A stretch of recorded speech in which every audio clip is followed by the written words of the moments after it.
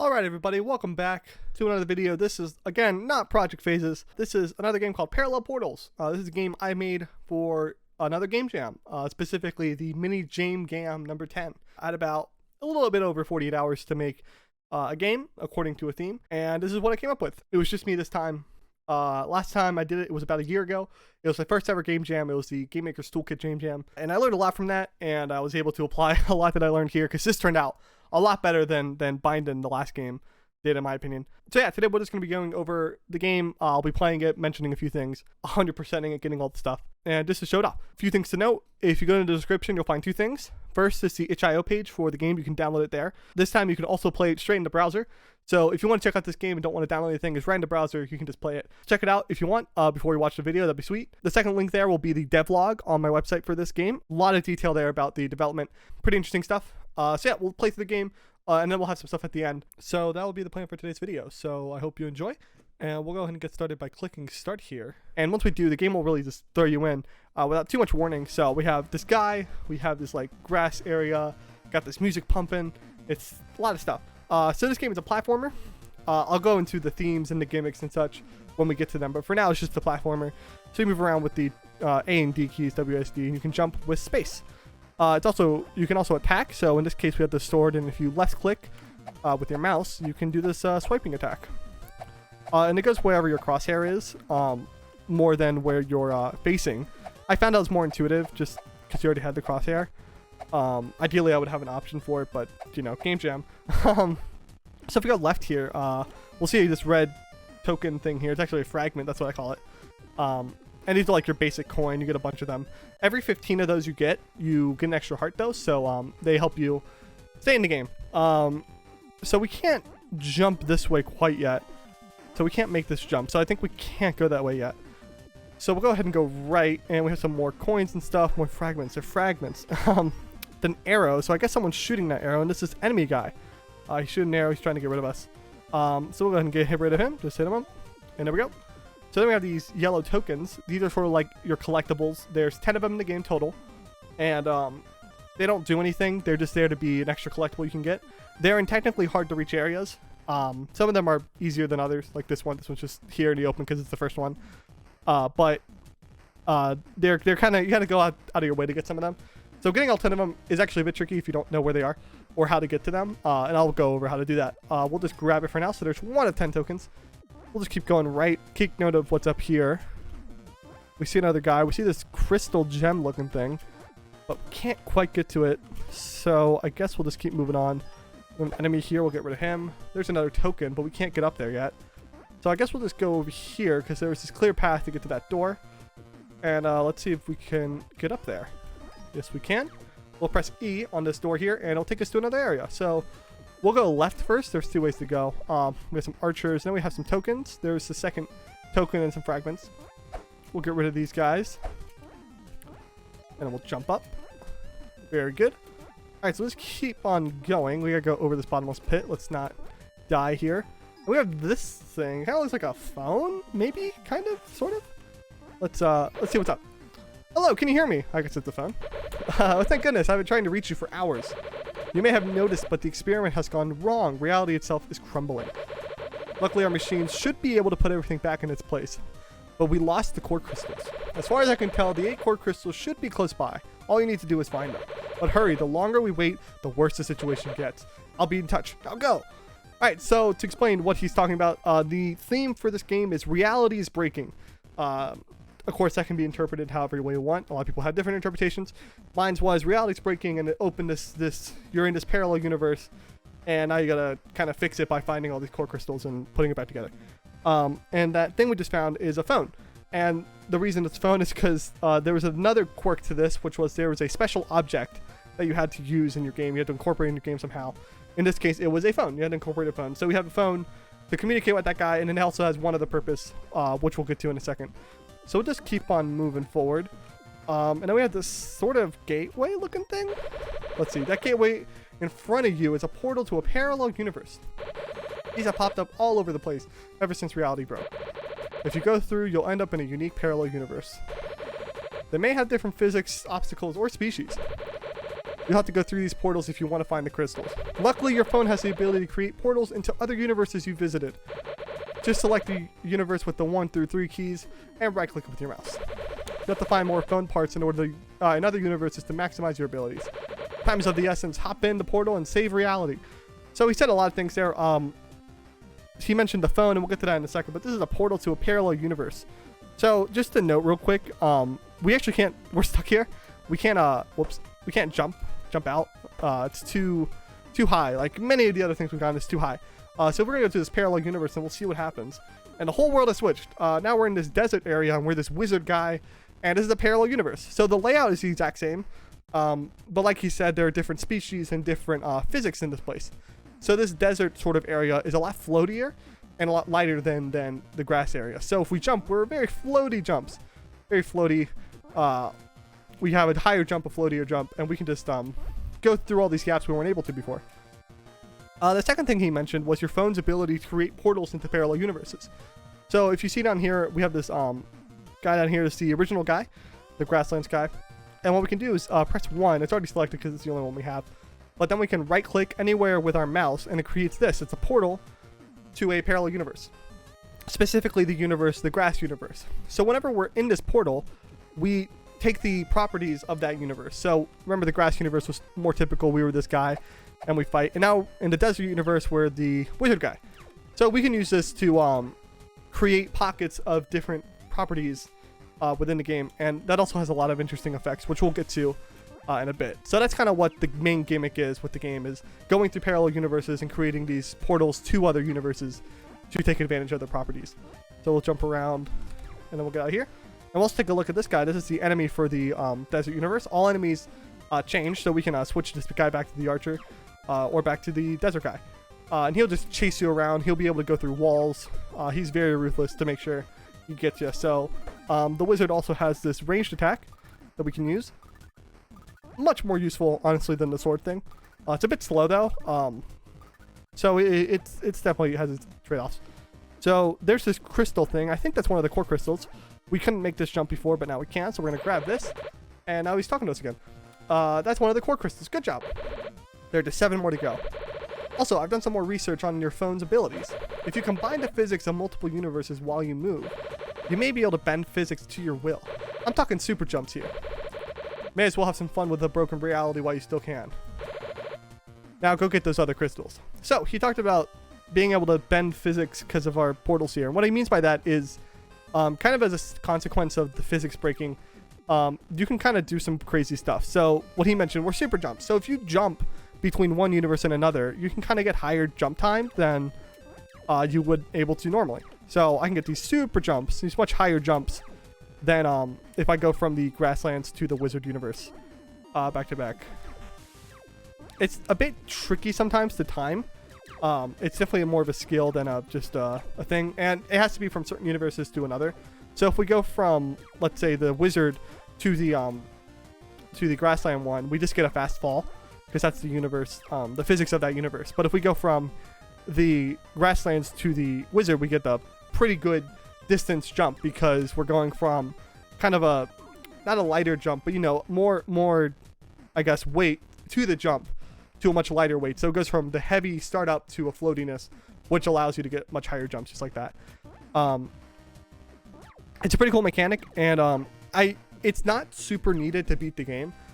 There's no like areas where you need to be able to super jump in order to beat it. But if you want to get some of the tokens, you do have to super jump. Speaking of tokens, we'll go ahead and get this token right over here. That's the 3rd one. We'll get rid of this guy. We'll try to super jump. I know you can super jump up here, and it's kind of fun. Whee! There you go. So that was a really big jump just right up here. And that's the kind of the stuff you can do. So you can really abuse the game like that. That's how it's designed, though, to be able to do stuff like that. So it's not a big deal. So now we're in this area. We'll be grabbing some stuff. There's our 4th token right up there. We'll go into the story first, and there's our 2nd core crystal. Very good. I hope this all makes sense so far. I always feel like I ramble on sometimes in these videos, but that's alright. They aren't supposed to be super professional or anything. So, to get this token, you can either jump from this ledge here, and you can make it just as the wizard, but I prefer to super jump if I can, because that's just more interesting. Hey, there we go. So we'll grab the 4th token. Very good. And I'll become the wizard to do that. Some more guys. That like thing where they freak out is because they keep going in and out of the portals. It's kind of a consequence of how they're designed, which is fine because reality is breaking. So if they break a bit, it's okay. It's on theme. So we're gonna grab on. Also, that was the 5th token right there. So we have 5 tokens, 2 crystals, and I think that's it for this side of the map. So if you remember at the very beginning, if we went left, there was that ledge we couldn't quite make. So we'll head over there though. Now since we're the wizard, we should be able to make it. Also to show, the portal, as you can see, also affects like other background elements. Like this tree becomes a dead tree in the desert, but it becomes a live tree in the grasslands. So it really is a portal. I think visually it's not super descriptive of that, but you know, game jam time. So that we can make that jump we weren't able to before. So we have this door here. We also have a universe portal to get back to the grasslands. I'll go to the grasslands because that's how this room is meant to be sort of experienced. So we have all these arches up here, which is kind of interesting. Then we have a bunch of tokens, and then this is like the silhouette for a phone. So we can't get it yet because we're in the wrong universe. Luckily, there's this portal over here, and a crystal. So there's our 3rd Corja crystal, and we'll just switch universes. And to go back to the desert universe, we get all these undead people flying at us. But now the phone there is available. And using the phone, oh, I missed. There we go. We can have the ability to, oh, come on, grab it. Let's kill those enemies first so I don't get distracted. Awesome. So we have the ability to use the desert property portal thing instead of the grass. So we have grass and desert.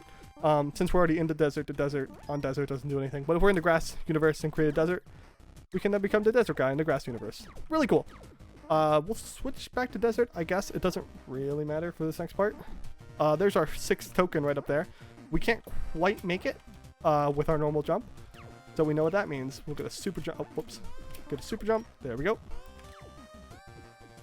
And now we're going left, but we can't. There's this cactus in the way. There's 2 solutions to this. You can just switch universes just straight to the grasslands. And the cactus becomes this little log that you can walk right past. Additionally, you can just create a portal right there. And just walk through it. So that's 2 ways to take care of that. We have to become desert guy to jump up here. So we'll jump all the way up here and go to this door. So we'll keep on going. These are preset portals. These are portals that are already here. So as you can see, there's this archer here. We're in the desert, yet this archer is still shooting at us because he's in this portal, and I can't change it. So it takes priority over everything. So this guy will forever be an archer, and I can't do anything about it. So I'll just go ahead and kill him with my ranged magic. We have the undead guy. We'll just make him an archer. Okay, or not. Oh, whoops. Grab this. All right, there's our 4th core crystal. We'll just keep going right. And then we have a portal, but this one looks a bit different. So I think this might give us into another universe. So let's see where this goes. And here we are. We're in the Snowlands, the orc universe. So in here, you're an orc. And the physics here are that you're really fast. You're fast. You have a fast attack. You move really quickly, but you're kind of slippery and your jump is shallow. Not a very high jump. There's the phone to take advantage of this universe as well. So like for instance, we can't even jump up this ledge. Like this is too high for us. But we can do some pretty quick jumps and just get a lot of speed. Much more than any other players can. So it's definitely more speed, and attack speed is the strong suit of the orc. So if we continue on here, this is the enemy. It's this rider guy who'll go back and forth, and you have to get rid of him. Just hit him. Pretty simple. Here's our 7th token. So if we create that again, remember that was the cactus. Same thing.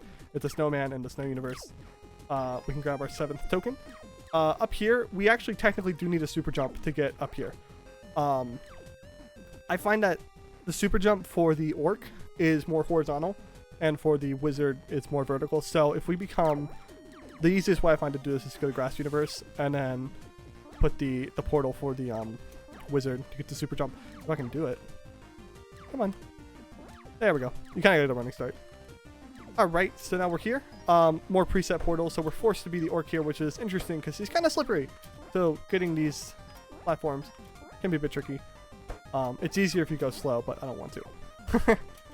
Okay, maybe I should. Every time I do this, I either am really good at it or not at all. Alright, there we go. No! I overshot! Dang it! There we go. Awesome, that was our 5th core crystal. This guy's back. Jump. I guess we'll stay in the grasslands.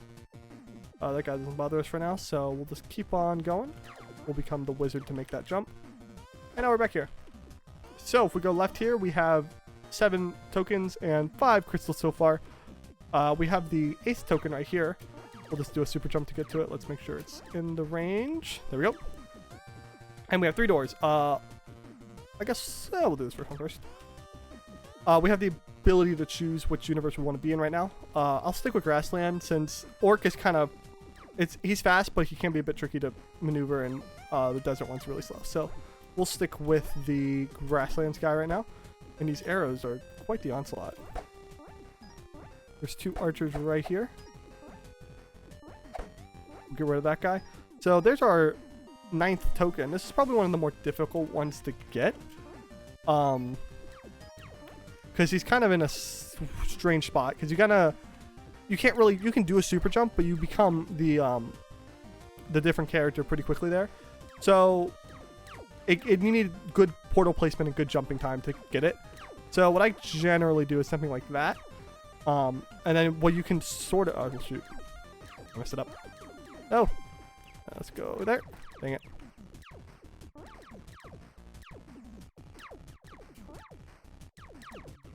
There we go. It's not easy. All right, so I kind of find if you do like this Venn diagram sort of thing, then you can jump to the left, and by here you'll get your floatiness. And then actually I'll probably put this a bit higher. And then you can sort of float to the right. So that's kind of what I do. I was trying to attack him and that messed me up. So let's do jump back. Come on. Actually, let's get a running start. Running starts help. Horizontal acceleration matters. Dang it. Alright. There we go. And bing. Bing? I think I meant to say booyah, but I said bing. Anyways, there's our 9th token. Definitely probably the hardest one to get to, just because of this portal placement. So, we'll just continue on. 9th token, 2 doors left. Let's keep on going. We have this guy. We'll be forced to become an orc here. Get rid of these guys. This archer guy we can get rid of. I'll do this trick, which is we'll become wizard, and then we'll just shoot him. If I could time it. There we go. Oh no, the arrow is canceling it out. There we go. Okay, cool. So we'll grab this. We'll grab this token, this fragment as well. Grab that. And we'll head back. So that is the 7th core crystal. So we have 1 door left. We have 1 token and 1 core crystal remaining. So let's see what we can do. We have this sort of platforming level. We have this guy guarding our final token. So there's our 10th token. Get rid of this guy. For this guy, I'll do the wizard trick. Get rid of him. Jump, jump. Get our final core crystal. That's the last core crystal. You did it. Now go back to where you first woke up. I managed to open a portal there. Go through that portal and you should end up back in our reality. I'll see you with those crystals. So, also you can do this in whatever order. I just did in that order. There's not like a set. It's pretty open in that way. Originally I was going to make it more linear, but in general it kind of became more open as I made it. You can read that all about that in the devlog. So all I have to do is head back to where we were. To make this jump, you gotta become the wizard. So let's keep on going, and this is the final portal. Once we walk through here, the game will end. So we have 80 fragments. Fragments, there can be an infinite amount because enemies drop them. But 10 tokens and our 8 crystals. So we 100% the game. So we'll go ahead and press E and wrap it up. And the universe will fix itself. Maybe, I think that's what the sound is supposed to represent. I say that like I didn't make it, but... And there we go. Parallel portals created by Solteris, and here are the lovely people who made the pre-made assets. They're from a bunch of different and various asset packs. I'm pretty surprised of how well they melded together, because it was different packs from different people, and they look pretty good together. So that really worked out, because without those, this idea would not have worked. So yeah, that's Parallel Portals. I hope you enjoyed that playthrough of it. I feel like I always ramble sometimes, but I hope you enjoyed it. I hope you checked it out also. I didn't get too spoiled. For the rest of the video, I do want to do one more thing. Of course, I wasn't the only person who submitted a game for this Game Jam. I actually ended up playing all the games for the Game Jam that were submitted because there weren't that many. There were only like 30. And most of them were pretty short. So I played all of them, and I made a short list of games that I kind of wanted to highlight here. Just some cool other games if you wanted to check them out. So we'll go ahead and do that right now, and then we'll jump back in for a conclusion after the fact. So let's go through some games. First up is Buddy System. It's a charming little puzzle game by Real Trash Can. It allows you to summon creatures from alternate realities. These creatures can help you push boxes and cover up holes, and even stick things together and manipulate the environment around you to get to the next level. The puzzles are well designed, and it can be challenging to realize the full potential of all the buddies and how they can work together. The visuals are simple but extremely effective at creating a visually pleasing game. While the connection to the theme is a bit loose, it's still undeniably one of the better games to come out of the jam. It has quite a bit of content given its short development period, and it's definitely worth checking out.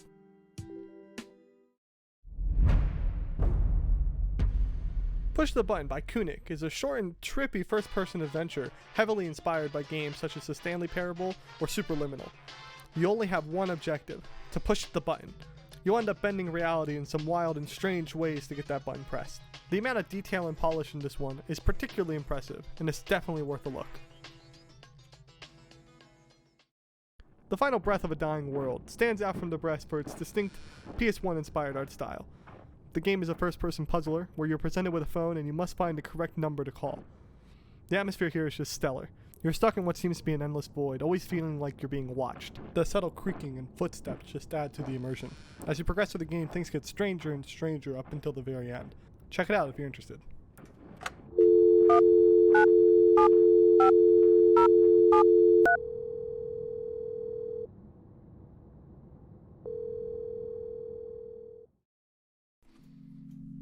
The Friend on the Phone, developed by Nick Light and Froggy Style, is an extremely clever puzzle game. You move along a grid where you must find the right path to the exit. The catch is there are objects scattered around that can determine where you can and can't walk. It gets very interesting when they introduce a mechanic that allows negative effects to be cancelled. Even though it has very little to do with the theme, reality is breaking, it's still a competently made game worth checking out. Alright, so those were some of the games that caught my eye and I thought deserved a little highlight. If you want to check any of those games out, they are in the description. Other than that, I think it's going to wrap it up for today's video. As I said before, if you want more information about the development of this game and a lot more details, the devlog is down there from my website. And if you want to play the game, itch.io, also down there. Playable in the browser, super simple. For people who are waiting for Project Phases stuff, it's still happening. There's still stuff happening. It's just taking a while. A lot of stuff. You'll hear about it when it's ready. Hopefully I'll have some sort of devlog or something. Just keep an eye out for it. It'll happen eventually. So thank you all very much for watching. It means a lot. And we'll see you around for the next video. Bye now.